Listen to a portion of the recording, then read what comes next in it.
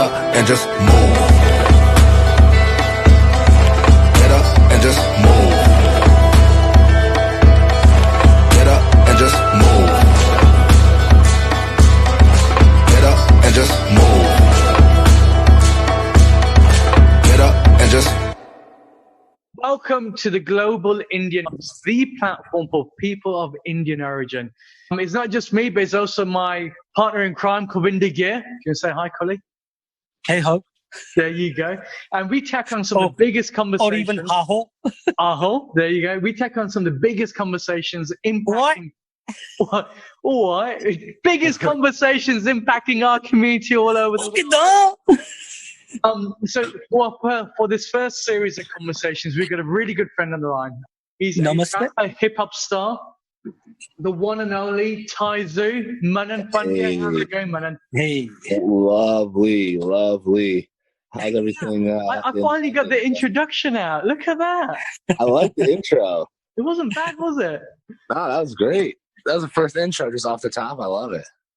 Well, one does try, it's almost Shakespearean. That comes from being under the wings of Kulvindher Ghir, so it works out quite well. Don't blame me.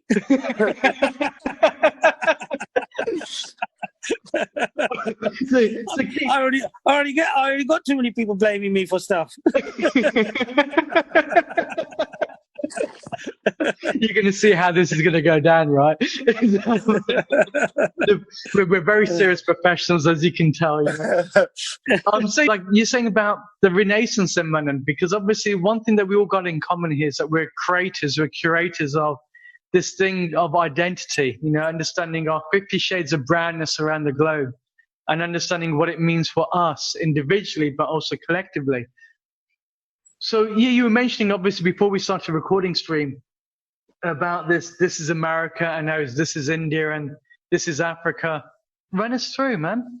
Yeah, no, there was like this moment when Gambino dropped that in music where there was you were allowed to feel pride in where you were from, and that can be where your parents are originally from, where you were born. It could be, it's just really where you identify, where you feel like you belong.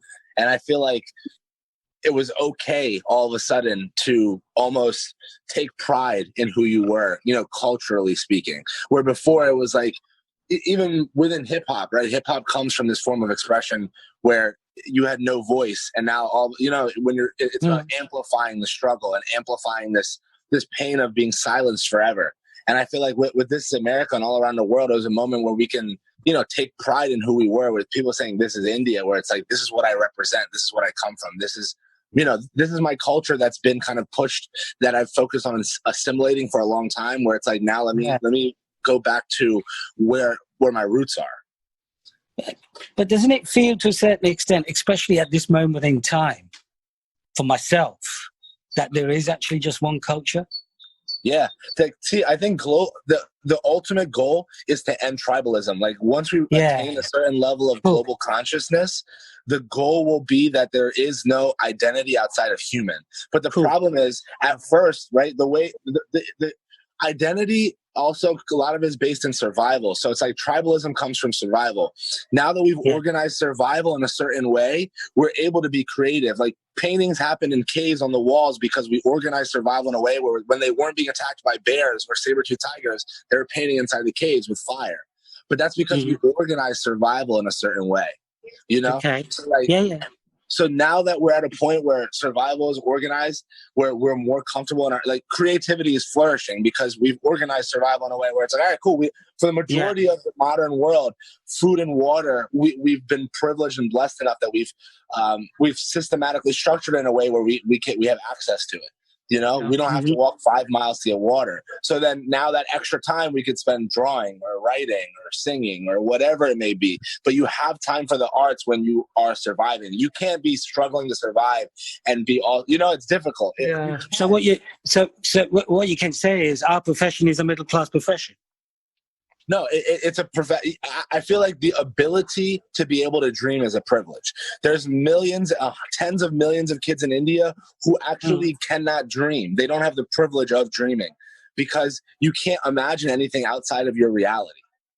So you're coming down to almost like the Maslow's hierarchy of needs. Right at the top is self-actualization, saying actually once you deal with the basic common denominators of human survival, then you give yourself the bandwidth to question something further. So here's a question for you, right, Manan? Like, Kuli, you're Kenyan Indian. Us guys were Filipino Indians. So we're the karaoke singing group of this whole 50 Shades-ness. But then you got yourself, Manan. India means something to you, even with your song that you came up, Love or You Die. Obviously India's got a very sentimental spot there for you in terms of ideas. Do you mean anything to India? Do I mean anything to India? Interesting. I mean, see, it's funny. I've had some interesting conversations with friends from India too. And it's become something where I am not Indian. Like I am Indian, but when I'm in India, when I'm in Ahmedabad and I'm talking to my friend Vedanshi and Venu, and that, like, when I argue with my friend Vedu all the time, she's born and raised Ahmedabad, Gujarati. She'll tell me flat out, "You're not Indian. Like, you can't say that about Modi. You can't, like," and it's one of those things where it's like, okay, I can't, but it's like, but my opinion is still formed based upon, my reality here and my connection back to home. So it's like, there's still, like, my opinion may not be valid to you, but it still exists. And the thing is, it's like, I try to educate myself as much as possible so I am aware of all the factors that surround it, because it still affects us. In the end of the day, right? In the end of the day, I am still looked at as a brown man in America. Like, they're not looking at me like, yo, he's super American. Like, he's a bald eagle. Like, this guy, he's ultra American. They're like, all right, he's Indian, right? But he's American. He's born in New Jersey. He clearly speaks the tongue. But he's not from here. His parents came from somewhere else, right? Because this idea of what it means to be American, even though in reality we already know what it means to be American. An entire smorgasbord of religions and cultures and experiences that came together, right? Like, this land was created out of rebellion. America is the place where we came, where we said, fuck your rule. We want to be free. That was the entire idea behind the founding of this country. Wow. I mean, it's strange. I mean, I think it's all to do with time as well. Yeah. Because when you look at the history in that respect of America, the indigenous people that lived in America and the ideas of populating America with the land of the free, it bears back down to colonialism, I would say, what we believe. But yet, in the present time, we have to live the moment, not in the past always. And to create an identity for what we are today, I think that's really important. I think it's important to embrace the land that we live in and the land that we do breathe.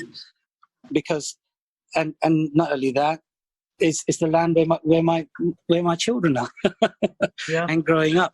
And I think you're very much responsible for that land then. And I think that land should be responsible for you as well. And hopefully that division of identity, especially in a place like that, because it is so tribal. And the work we try to do here in that respect is to break those tribes and to make it as to make it united.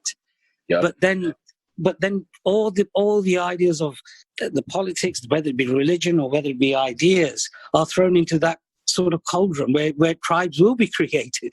And so we have to bring a sense of again, we have to go back to that idea of, that humanity, which kind of should determine our culture. Whether that comes from India, I don't know. Whether I want to give that to India, I don't know, So whether I want to give that to Africa, I don't know. Whether I want to give it to Britain, I don't know. I love to give it to Britain because this is where I believe in, and this is where I live. And that I think is an identity that I would like to create here. Well, here's a question for both of you, because you're both in the arts. Like, Kuli, whether rightly or wrongly, when people do look at us, the fact is you do see brand before the human, unfortunately. And so that does have an impact in the work that we do. For you, Manan, obviously you're in hip-hop in a huge way. This is something that's really taken off for you. But even when we play your music for people, the first thing is, before even we say about your perceived ethnicity, kind of associate your music with a certain type of ethnic background. And then all of a sudden they see you and they hear you, they think, wow, okay, we're making shockwaves, we're out there. But has your Indianness or perceived Indianness almost been a limiter for your success in that art? And same thing for you, Kuli, because we spoke earlier about obviously being people of Indian origin. the things that we are, do we kind of face a stereotype and almost a restriction of how far we can grow in certain industries just purely from the color or the pigments of our skin? Well, yeah, of course. I mean, yeah, when I came here all those many years ago, you know, I was confronted by racism.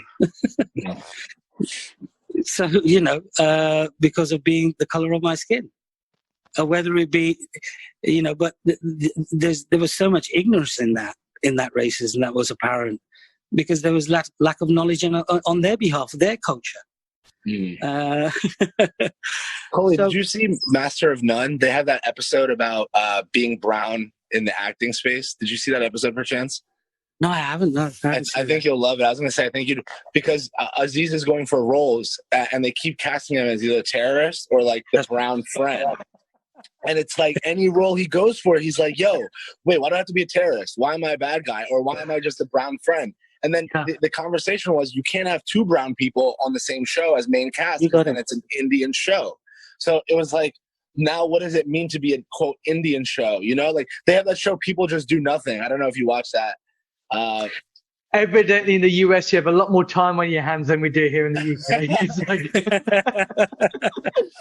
But it's a fantastic show, you know, and they have like an Indian person on the main cast. It's about a group of it's a independent radio show that wants to go public, but yeah, so that always becomes a conversation, right? They always center it around your brownness because we're still so, quote, exotic, because this like this love affair since Slumdog Millionaire, which I'm happy that happened, since that love affair is still going on and they're still exploring what is Indian, what's behind the Taj Mahal, you know, what's inside this Pani Puri. Like they're still figuring this out around the world. That's right. So, yeah. You know, and that's what it is. It's like they're taking their time and digesting it. And that's, you know, but the amazing thing there is I'm discovering it as well. I love that. Very true. You're right. See, that's the issue there. See, because the same way, I'm not putting myself in that position where I'm saying that I know everything that goes into a curry. Yep. And big facts. And I want to make that quite unique. See, and I think people like that are quite unique because they have to be observant. And when you become an observer, you get humor, absolutely, and you get truth, and you get all the realities coming out. So you have to put yourself in a position that you are actually not of a culture, you know, as an artist. But you can lend yourself to those moments and choices because those have influenced you because of your parents and your heritage. But then, you know, so how does it? Well, from you, Manan, how does that come through in your music? Because for me, it's always walking that fine line between, like, you know, between being overtly and overly Indian, right? I used to wear this like character, this costume called Taizu, and I would put paint on my face like a sadhu and like wear like dreads, right? And I remember one time I even walked in a park, and I remember it was an elderly Indian couple, and they like touched my feet. They like asked me for blessings. Mind you, we're out here just doing a parody, just like cracking up. I was like feeding the geese dressed like this ridiculous sadhu. I was like, and these old elderly couple came and they like came to me for Ashura. They came to me for like blessings. I was like, oh. So it's one of those things where it's like I embraced it at first almost like a parody, almost like a mask. But as I got more comfortable with it, because at first there was almost uncomfortability with being brown in a space that's primarily black and hip hop, right? I clearly stand out in a crowd or like in a sea of, you know, hip hop MCs. I'm not the standard of what you would see, right? So it was something I was always aware of, and at first I was almost ashamed of it or embarrassed of it because I thought being Indian was a disadvantage. But the further I got in, I became more and more proud of being different and having a different story and having a different narrative and having a different set of beliefs that I can bring and introduce to the game and to people. So it was something that as I got more comfortable with myself, I grew. There was more pride that came with that identity of being Indian, because before it was something you kind of shoved underneath the rug. Like back in the day, I remember my mom would come to like parent-teacher conferences and speak with her broken Gujarati English, and all my other friends' parents would have beautiful English, and I would be embarrassed. And I feel even like I'm embarrassed to say I was embarrassed now, because I'm super proud of her. But it's like, then it was like I wanted to be American so badly. I wanted to speak. I wanted my parents to be fluent in English so badly. I wanted us to be a part of this American way so badly. Yeah. So it's like, because as a kid, you don't know where you belong. If you look on TV, all we had was like Hodge from Johnny Quest and Apu from Simpsons. It's like very limited options of what it meant to be cool. Like we never had that. We never had cool. You can say we had the stereotype of being, quote, a doctor or owning a 7-Eleven or or Dunkin' Donuts or whatever it may be. And it's like, I guess. See, that's really interesting because the relationship with the British and the Indians and the Indians and the Americans is different. Yeah. Because the histories and the new land and the new ideas are the ideas. So to create, because again, one has, for myself, one has transgressed from another culture to another culture, from Africa to Britain, and to transgress from, and you say actually, automatically, there was no idea in me that I had to fit in a way. You know what I mean? But you came out of a very different generation, though, Kuli, right? Yeah. Because... I'm a Buddha, innit? Well, no, I didn't say anything, but... Or should I say, he's a Buddha, But you know what, though, Kuli? The thing is, what you were able to do was take what me and Manan are going through now and bring it to the forefront at a time where there was huge amounts of ignorance. Because you brought the comedy into it, but it's something that we could relate to. Because we thought, actually, no, we used to, growing up, we used to have fish and chips on a Friday night.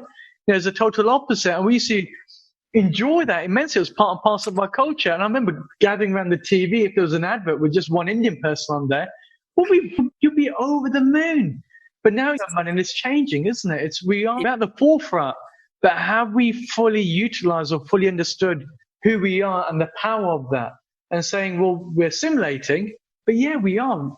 Realistically, we're all at one. J. Krishnamurti had this quote. He was an Indian philosopher, like early 20th century, and he said, to believe in culture is to believe in violence.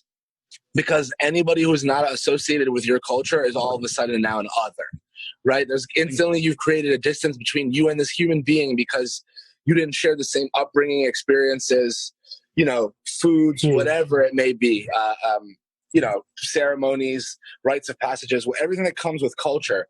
Because they're two different identities, and because our identities become so intertwined with being of that brand, right? This is my brand. But really, in the end of the day, it's like humanity. So I always tried to keep that. I feel like that's a consciousness that's going to come over time. Like right now is a perfect moment. Who is the enemy right now? Coronavirus, right? Not the Chinese virus, not the Wuhan flu, but it's coronavirus, which is a third-party enemy, an alien that is not a part of our species. And it's almost like there was an episode of Twilight Zone in the 60s where it was the Soviets versus the U.S. and aliens attacked the Earth. And the Soviets and the U.S. teamed together to fight the aliens in this Twilight Zone episode. And it was like iconic for the time because there was so much tension between the two countries. But the idea being that if an enemy of my enemy is my friend. And it was us working together, recognizing that, hey, we're one species of animals. We're just one genus species on this earth amongst a lot. And the other thing is, like, I've been just thinking about how life has moved and understanding, like, life doesn't care to be human. The fact that we became human and evolved is because we survived and adapted, but life doesn't care about that. Life just wants to continue. If you look at how life moves from when it started from single cells to then water to out of water to then in the skies, life doesn't care. Life doesn't discriminate. It just wants to continue. Its goal is perpetuation. That's it. So whether it's going to be through us continuing life and continuing to spread cells, or we die off and something else happens, like what happened with the dinosaurs, life doesn't care.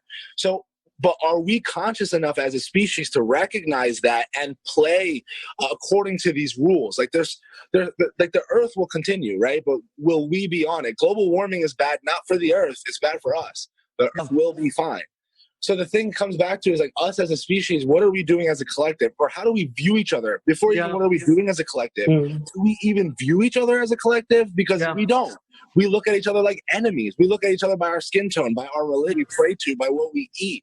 And it's like little things like that divide us instead of highlighting the beauty of how we've evolved because we've mastered survival. This is all, our skin tone is not because of that, but everything culturally comes from survival. A lot of it is, a lot of these practices predate science. Yes. And while I'm not religious, I feel like there needs to be a renaissance there, or like just an awakening, stepping away from God and stepping more towards science, or even stepping towards humanity.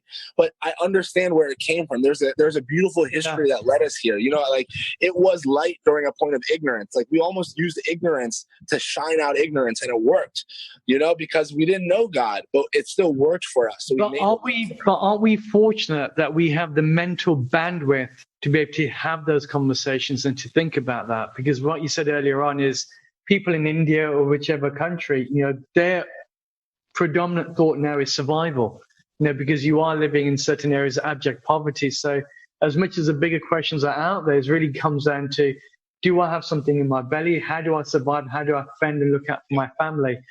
So in essence, has it been almost our ability to have traveled out there, to go over to distant lands, that have now given people like us guys, people who are loosely built around people of Indian origin, the ability to actually have those deeper and bigger questions, to say, actually, what's our responsibility to the world, and even more so to each other as cells on the back of a huge planet? And you're right, Manan, it's out of pure luck that we're born in human form and we're here. Is that a pure luck that we speak a certain language or have an adopted religion? But then what do we do next? Now, like for you, Kuli, you've obviously the wiser gentleman of the group right here. You mean the fool? I was going down for older, but the wiser one. It's like what, the fool? but we have these conversations like almost like on a daily basis, talking about the bigger picture of things. Yeah. Here's a question: is this coming down to obviously the podcast is people of Indian origin? Is this part of our Indianness to have these questions? I know that we're talking about humanity, which is there.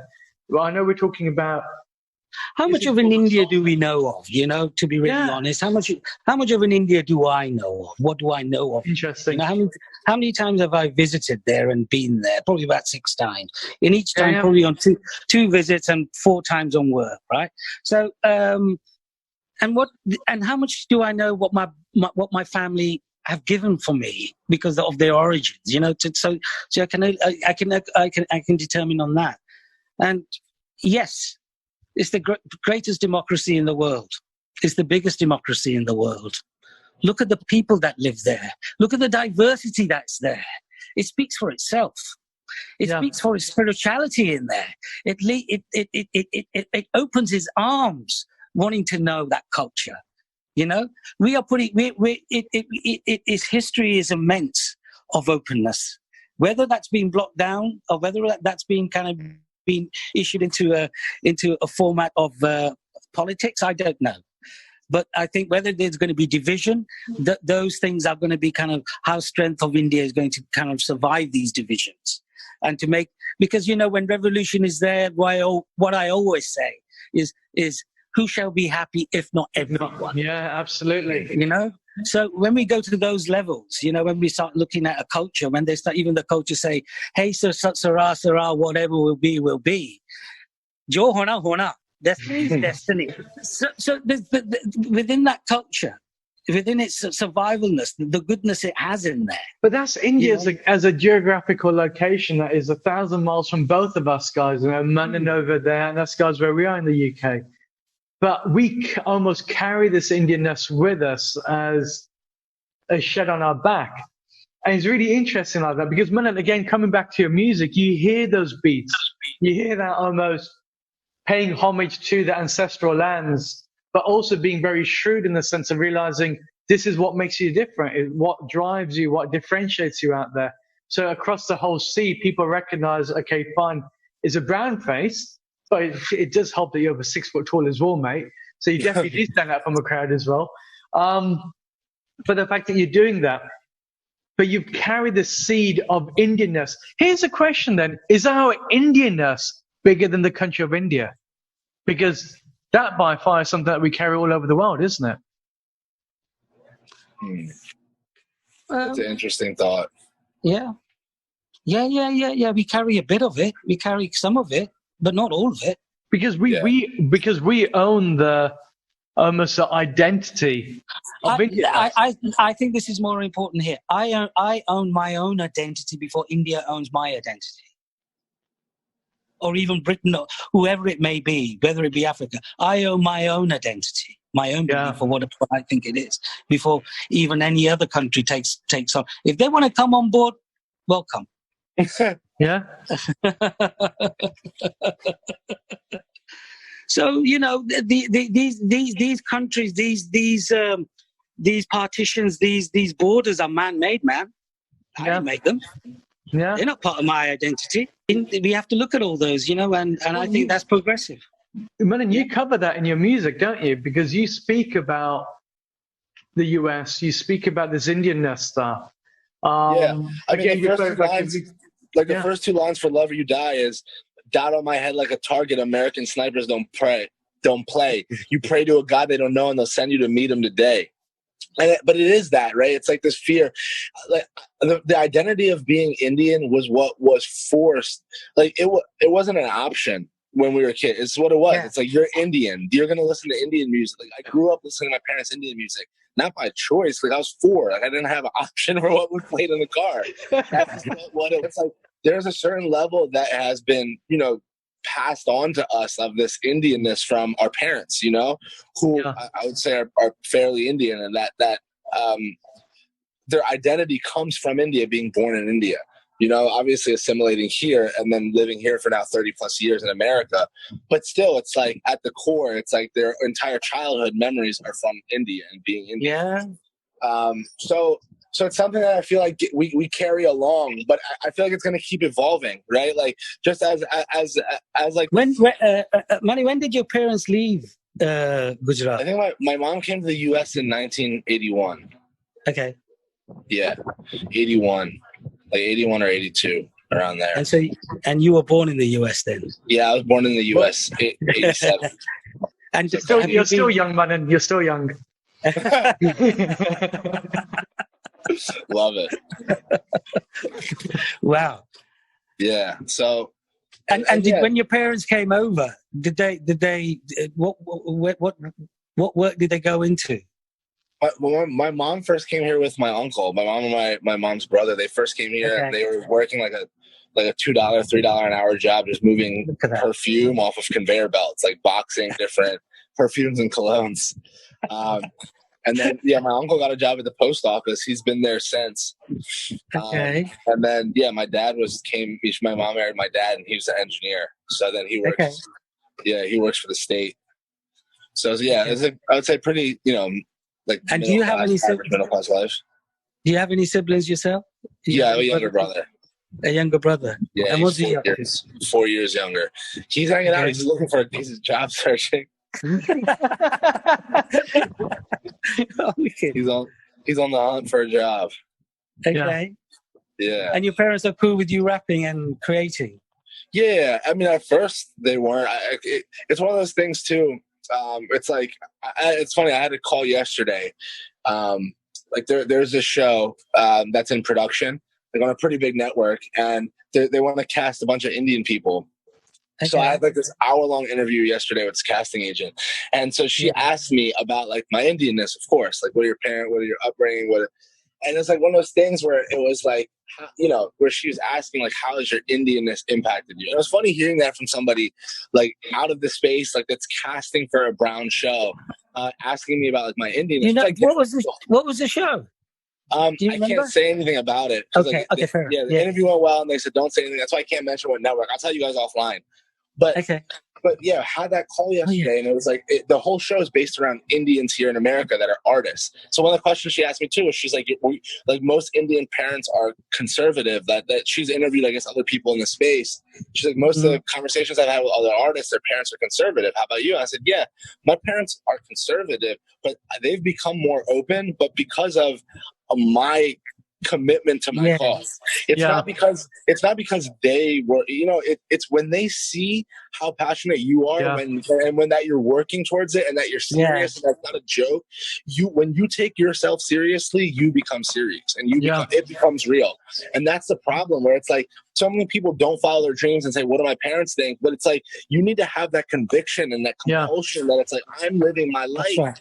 Like and that fear of like living your life based on someone else's narrative needs to stop. And that's one of the things in the brown space where it's like, parents can be conservative, but that's because they are a collection of their experiences. Every human is just a moving collection of memories. Why is Alzheimer's so scary? Because your memories go and who you are begins to fade. You are a collection of your memories. You live within these walls of experience and memories. In there somewhere is you, because you have collected all that and formed who you are, an opinion. So it's like that idea of the self and what it means to be Indian. It's like all of this is mixed in one, but then at the core of it, it's like the identity of the self should never then be dependent on these things. But we have to at first, because like we're forced into these tribes. Do you think that people like we're talking like we are, like we're going Indian? Do you think Nigerians or even Cubans or anybody like that from a different part of the world living somewhere else would feel the same as we do?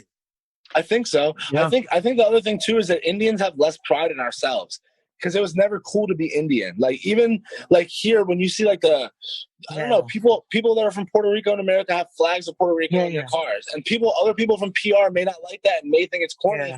But to me, I'm like, oh, it's kind of cool. Like you rep your I don't have a flag of India on my car, and I wouldn't. Not that I don't love India; it has nothing to do with that. I don't have a flag of America on my car. I love America. I love India.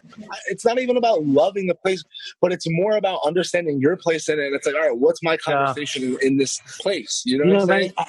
One thing threw me once, as a personal thing, right? One thing really threw me once. we were doing a show in New York, right? And I was living over in Brooklyn, nice. and just by chance, I had bought this hat, right? Like it was like a pot pie hat, and I went for a walk, and I was just under that Brooklyn Bridge. And this guy came up to me and went, hey, Pee-Pee, how you doing? Where you been, Pee-Pee? I love you, Pee-Pee. When they let you out? I said, I'm sorry, I'm English. And he went, I'm so sorry. I thought you were Pee-Pee. Do you know what it made me feel? I felt like, I can be here. I can be anywhere I like. They think that I'm of something else. Yeah, he thought I was Puerto Rican with this thing going on. Well, do you know what is interesting? Because you had countries like that, like Caribbean. We were over there, St. Lucia, or even Dominican Republic. Dominican Republic's they've got a doll, and on that doll there's no face on there, and it represents the fact that people, just regardless of your skin complexity, they're brothers and sisters, but their features vary so much. It's only when we're outside of places like the UK and the US where it's almost showcased to us as a mirror saying, actually, you're brown, you're black, you're white, and then you're 50 shades in between, that they can categorize you. But as soon as you're in places like the Caribbean, in certain areas, Guyana being one of them, because it's so mixed and so versatile, your features are meaningless because they can't tell what nationality you are. And therefore, the way that they react to you is even different. So I suppose the deeper question is saying, have we almost held on to an identity because we were just herd behavior? But as the world gets almost bigger, like with yourself, man, and with your music, is now hitting those international roots. Yeah. Now all of a sudden people realize, like you said, Maslow's hierarchy of needs, that actually our Indianness is just almost a small collection of those experiences that we internalize. But the more we get to meet other people that look exactly like us, for example, Ethiopians, we realize actually our Indianness is just a small dot. It's actually our collectiveness to each other, people that we have a shared common denominator with. We just don't connect with each other enough. That's all it is. Obviously, it's a bit difficult now with coronavirus, so social distancing is still there. We are. Yeah. And I think and that's what we're doing, and that's what we're starting to realize. That's how the world has gone so much smaller. Yeah. And out of this predicament we're in now is, as Manny says, we are that human race. Yeah. You're not, doesn't matter. This thing that's going round doesn't care socially where you are. It doesn't even care the color of your skin or even the quality of your job. Yeah. You know, in a loose way, we should be a bit, not in a bad way, but a bit like Corona. You know, you don't discriminate. You kind of go for everything. Equal opportunity. Manan, here's a question for you, right? And the reason why I asked this, because I remember when we were in St. Lucia, we went to a karaoke bar. Do you remember? And he stood up and he did a rap song. And the first thing is when he selected this, Kully, everybody around him looked at him thinking, what was that song? What was the rap song that you picked? What song was that? I remember singing Suavemente. No, there's another one. There's a proper rap one. So as soon as he picked it, we all thought, oh man. Obviously on the inside we know that Manan can rap. But everyone else, the local St. Lucians, were thinking, no man, this brown boy, 6 foot tall, he's not gonna be able to carry it off. By the end of it, everybody was jumping up and down. So I suppose the question is, what's the biggest misconception people have about you, Manan? Interesting. The biggest misconception.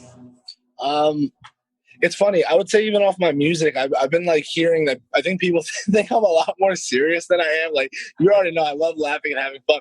My music sometimes comes off serious, but it's because I still have fun songs for sure because I still like to party. But a lot of my music would be based in, I guess you could say, like quote consciousness. You know, which is like. I like and I dislike that word because it kind of it puts you in a box of like boring or like you're lecturing somebody, which is not the case. Man, some of your music sounds like the 4 horsemen are coming down the street and they're about to have a mental orgasm and teach you about life, spirituality, and everything else, and that all within the space of 2.5 minutes. It's like the perfect PPI phone call, you know. It's like it's so funny. Like I was talking to my manager and she was like, "Yeah, we need to do like some more fun posts because I think people just think you're really serious." And I'm like, that's hilarious to me because anyone who knows me knows like I love laughing. Yeah. But it's like in the art, I feel like there's not many people saying things that are more serious. So I feel like, all right, cool, I can right now, and if that's the way I get in, then I can still have a year like Cole just took a year and just did all remixes with his boys last year. Like he just did all non-serious party remix style vibe songs. So I feel like right now, since nobody's opening these dialogues in our space, I'm like, cool, I'm happy to. But one of the things that has been misconstrued where it's like I'm very hyper serious, which I'm not. Like I just like to think about things a lot. Like my mind never stops running, right? Like my mind is like like I feel like life is a good balance between like Parkinson's and paralysis. That's where you want to be. My mind is like on full Parkinson's. Like it does not stop, right? So it's like I'm always going. So it's like a problem where I'm like, chill, mind. So that's all it is. It's like I'm just always thinking a lot, and I'm always like digging into something deeper in my mind. I'll always be. So I think people take me or believe that I'm like this hyper serious person, which when it comes to things that I'm passionate about, I'm serious about it if it's in question or if it's like, but for the most part, it's like I'm putting it out there to create positive energy and dialogue and to be like, hey, maybe you didn't think about it this way. But this is how I've been. Like if I read something or if I heard something and I'm like, oh, that's an interesting thought. How do I articulate that? Like I just put recently in a rap song, this quote I heard from Wayne Dyer. He said, forgiveness is the fragrance that the violet sheds on the heel that has crushed it. And like, forget, like that quote to me, like forgiveness is the fragrance the violet sheds on the heel that has crushed it. Like it's so powerful. So I just included in this one of these rhymes I wrote. So I try to include things that are more serious, but things that maybe I thought people haven't heard, but that have touched me or that caused me to think about something differently. So I like to put points like that into the music where it becomes more serious, but it's only because it's like I've had a moment or a thought and I want to share it with the people. Like, hey, maybe you might have a thought off of this too. Yeah. Right? It might spur a whole new wave of thought that you can then share back with me that will evolve my train of thought. Kully, I will show you something that is absolutely going to blow your mind. This is the ability and the talent that this guy has. So not to put you on the spot, Manan, but putting you on the spot in a good way with a few minutes left. Can you do us a live rap, a live beat? Something about this conversation, something about that global Indian experience. The global Indian experience. That's funny. That makes me think like Love or You Die, first verse is exactly about the global Indian experience. Go for it. Go for it. So it's like, look, dot on my head like a target. American snipers don't play. You pray to a God they don't know and they'll send you to meet him today. I told them I'm one of the good ones. You know that I'm born in the States. The irony of being colored when they only see you as gray. You all are one shade. You're all from one place. Your skin tone determines your hurdles, the reason we call it a race. You can never erase, we determine our fate. It's not up for debate. Lest we kill off each other, turn land of the free to the home of the snakes. It's brother on brother, it's lover on lover, it's eye for an eye. But really that shit make no difference when everyone already blind. Yeah, we think we enlightened. We light up our lighters, we aim for the sky. It's cool though, you only get one life, so either you live or you die. Yeah, die for your truth, live out a lie, the story is yours. You're going to be in the top 3, then what are you doing it for?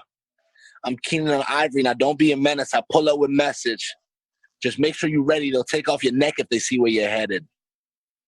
Cool. Well done. I wish I'm trying to clap, but this hey, Manan, you don't know, but Kully is a fantastic hip hop star in his own right. Hey, love it. I can't. What's the matter with you? Do you know, but accidentally tapping, I've got all 3 of us on here now. Can you see me? Yeah, I can see. No, I can see all 3 of us now. Oh wow! I just slid over. I can see all 3 of us now too. Nice. Oh my gosh! It is like the blind leading the blind. It absolutely is. What on earth have I got myself into? We got a whole season of these podcasts, buddy. Yeah, Manny, that was just brilliant. Thank you for that. Yeah, honestly, it's thank you. That's so honest as well, so truthful. Yeah, so good. Well, that's the thing. It's like. Well, we're going to have to wrap up because of the timing there. Not because I want to, but because the Indianness has come out and I'm being a bit cheap with the Zoom video calls, so it's free within a certain amount of time. You know, wait, let me do it this way because I might be able to do it this way. I'll get that down on there. Okay. Are you there? Yeah. Right, we can do our Indianness now, can't we, guys? In this present state, it might not be the handshake, but this is perfect for us. And for people that obviously can't see us because we are audio podcasts, Kully has up. I'm holding my hands together. You know, in the prayer fashion way. Look at that, gents. It has been an absolute privilege, and Manan, honestly, thank you for taking up the call to action. Because he came in as a friend, supporting us guys. Yes. And I think it's a remarkable thing because what you've shown quite clearly is no matter where we are, we have the mental ability to go out there and really dictate our future. And to say, can we bring this almost Indianness, Americanness, Britishness, whatever we term it to be, but the ability to almost expose and provide a platform of knowledge exchange that delves into the question, and that's what you've done. Rajan, we're all gods, but sometimes we forget. Yeah, absolutely. We're all gods. Cool. We could have a whole conversation on that. I just wrote a piece about that yesterday. I'm not even kidding. Yeah, it's hilarious that you said that, but I just wrote the phrase, "We are the gods we seek." Yeah, and just with the idea being. It's like these ideals of perfection. Like we're creating artificial intelligence right now, right? Which is going to far surpass us. What if the gods we pray to? What if we killed them off? What if they were weaker than us, less evolved than us, and we killed them off? Just like when we make the robots and they kill us off, and then this next generation, it's like, oh yeah, remember the humans, the gods that made us? Yes, you got it. Let's throw another little. The bacteria on my thumb doesn't see the bacteria on my toe, yet we're part of the same system. So what if collectively we make up this notion of God or godlikeness? It's only when we give ourselves the ability to have self-expression, therefore we send our souls out there soaring, so other people, other gods or godlike beings come together and collectively make a self that resonates throughout the whole of the universe. Absolutely. Do you know what we need to be doing? Absolutely. And what resonates that? Love. There you go. Look at that. Love. And, well, on that, do we ever talk about that? On How that did we talk about that love? Okay, let's talk. Sorry, gotta go. Yeah. Now it's going to charge me money. Look at you I was guys. thinking about love. I'm not religious, by the way. Yeah. I don't believe in religions. Really? Yeah, that's a. Or, yeah, it So is Latin from the word of relink, isn't it? It's not that immense. It hasn't kind of inflected on me through that love through that way. Yeah. You know, it's such a purity that it's difficult to explain where it comes from. But you know, Well, you know what? Actually, no, you're right, Fully, because how have we traditionally, through cultures, showcased love? It's been through obviously the physical, but then to kind of send it through the ages, it's been through the arts. You know, through paintings, through the poets, through music, through acting. Passion, yes, yeah. That's our passion. That's our anger. Yeah. That's when love is in a way questioned. Yeah. You know, of that pure. And you say, well, how do I express it? It comes in forms of rap. It comes in form of art. It comes in form of performing, writing, in any sense. That's the passion, and that's not monetary thing. No. You know, that's just happens. That's just growth. It's just roots. That's what makes you tick. do you know how you can tell that we're all people of Indian origin? Our goodbyes are like a bloody like an Indian wedding, isn't it? It's like, I swear we said it around about 15 minutes ago. We should continue this. Like, this is one more handshake. Come on, Paji Korikani, come for one more dance. Okay, go on. No, I just put dinner on. Stay for dinner. Stay for dinner. On the last note, do you know, Manan, it's a privilege because having people like you on here, and that's what Kulli and I were speaking about, it really opens up because it's the voyage of self-expression. And that's what you've done. And what we will do is put a link at the bottom of the podcast so people can discover more about your music. Obviously, for everybody else listening out there, from now on, all the jingles that we have are created by this wonderful lyrical gangster in it called Manan Pandya, who's kindly putting that together for us. Yes, I am putting in the spot there, Manan. Thanks for that, mate. And moving forward, you know, we are looking at the docu-series, so Manan's part of love that. So once we can get out once we can get out of self-isolation, take care out there. Yeah, we're going to be coming out there, man. Kulli, any final thoughts? You are Indian Springer. At the moment, look, just be safe and keep your hands clean. You know, and watch behind your ears, and that's it. I think it's interesting times at the moment, isn't it? I like to end on love, so take care and lots of love. In the northern terminology, Yorkshire, as they would say. So people of Indian origin going everywhere. We have to speak to Taizu now. Look at that. It's just built it right in there. Clever. Right. And Manan, any final thoughts on your side there? My guruship, obviously. Yeah, beautiful conversation. I would just say for any viewers and listeners, like, you know, today is a new day. You choose what you write every day as, you know, your chapter for the day or what's in your book. Make your book the most exciting. Don't read exciting books. Just write an exciting autobiography. That's it. Yeah, and live it through experiences, meaningfulness. Nice. Gents, to everybody listening out there, hopefully it'll be more than us three inside this virtual studio that there is. It's been a real pleasure. Thank you for joining us for our first podcast of this nature. Plenty more coming up. In our next series, we have a conversation with, and you can also the former president of Guyana. Yeah. Really hope you enjoyed it. And please subscribe and give a thumbs up.